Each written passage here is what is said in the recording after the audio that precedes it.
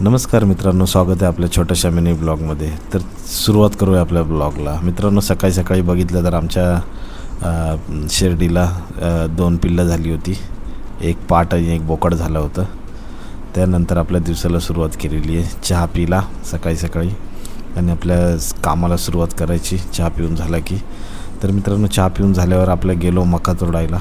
गुरांसाठी दिवसभराची मका तोडून आणली, म्हणजे सकाळसाठी फक्त आणली तोडून. अशा प्रकारे काढून ठेवली, नंतर बांधून घेतली आणि हे वजं घेऊन मग निघालो घराकडे. म्हणजे एक टाईमची मका आहे ही, फक्त दुपारची.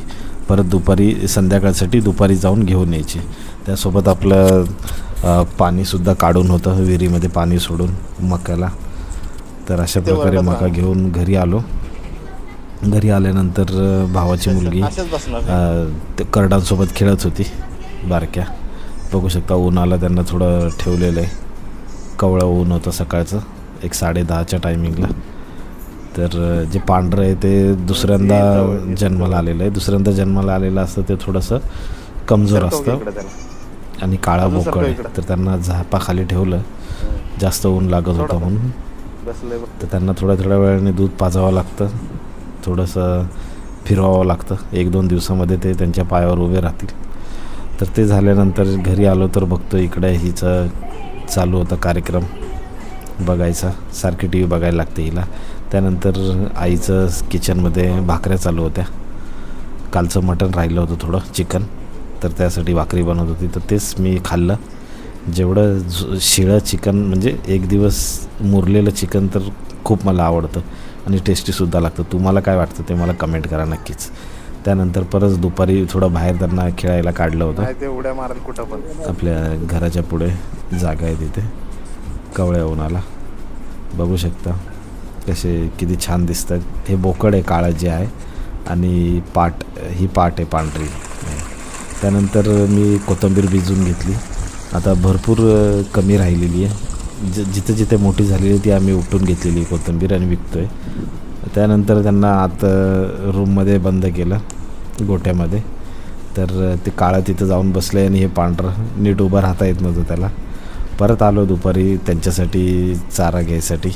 तर दुपारी मका तोडून घातली. त्यानंतर करडांना पण पाजलं. बघू शकता किती छान पित आहेत ते. त्यांना सुरुवातीला पकडून द्यावं लागतं, तोंडामध्ये त्यांच्या फीडिंग करावी लागते. नंतर 1-2 दिवसानंतर ते स्वतःहूनच हे करतील. तर अशा प्रकारे त्यांच्या तोंडात द्यावं लागतं ते थन शिर्डीचं. हे बोकड आहे काळा, ते मी तुम्हाला सांगितलंच आहे तशा प्रकारे. तर बघू शकता तुम्ही. त्यानंतर खत टाकलं. एक टायली आम्ही ऑलरेडी टाकली होती, पण थोडंसं खत राहिलं होतं.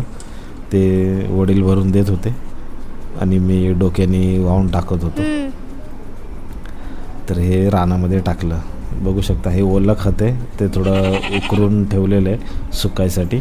सुकलं की चांगलं खत होईल त्याचं. आणि ही ओरडत होती त्यांच्या करडांसाठी. त्याची पिल्लं जवळ पाहिजे होती त्यांना. आणि हिचं चाललेलं, हिला बर्फ खायला खूप आवडतो.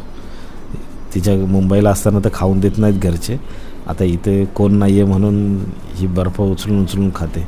समोर टी व्ही चालू आहे आणि इथं बर्फ खायचं चालू आहे. तिला मी बोललो की तुझ्या पप्पांना पाठवतो म्हणून, तर लगेच घाबरली. त्यानंतर दुपारी गेलो परत पाणी काढायला. बोरचं पाणी विहिरीमध्ये सोडतो. तर ते सोडल्यानंतर मका ही तोडून घेतली संध्याकाळसाठी, गुरांसाठी बांधून घेतली. त्यानंतर आपलं घेऊन निघालो आपल्या रोजच्या कामाला, म्हणजे घरी यायला. इकडे आल्यानंतर बघतो तर आईने सोडलं होतं यांना दुधासाठी, दोघांना पण. आणि हे इकडे तिकडे चाललं होतं. त्यानंतर मी रोजचं काम म्हणजे माझं कोंबड्यांना सोडायचं आणि लक्ष ठेवायचं. ते झाल्यानंतर संध्याकाळचे 6 वाजत आले होते. मग संध्याकाळसाठी गुरांना मी तोडतो मका. तर त्यांना बघू शकता लय फिरतात इकडे तिकडे. आणि त्याची काळी जी पाट आहे मोठी, त्याच्या पायाखाली आल्यानंतर काय प्रॉब्लेम नको म्हणून त्यांना ड्रममध्ये ठेवलं आहे. तर हा माझा रूम आहे, बेडरूम आहे. तर बघू शकता माझ्या बेडरूममधून खिडकीतून कसा सूर्यास्त होताना दिसतो आहे.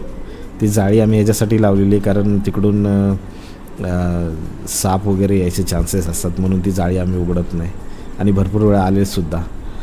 तर मित्रांनो, व्हिडिओ कसा वाटला, व्हिडिओला लाईक करा, चॅनलला सबस्क्राईब करा. तर चला भेटू पुढच्या व्हिडिओमध्ये. Bye bye.